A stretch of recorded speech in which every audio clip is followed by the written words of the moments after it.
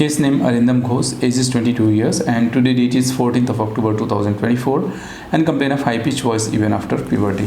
I want speech sample before treatment. Why you came here? Hello, I am Arindam Ghosh. I have a high pitch voice problem. When I talk to the phone, they are confused. What they think? They think I can be male or female.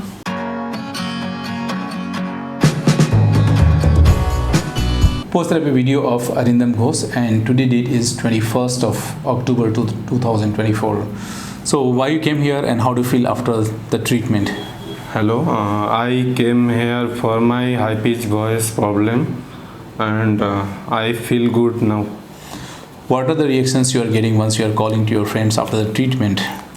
My friends are cutting my calls and I have to tell them that I am Arindam and I made video calls to them.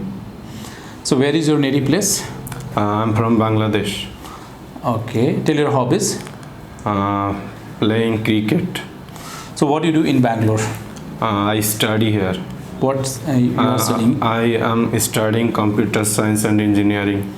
So how your previous voice was affecting your life and how this new voice is going to help you?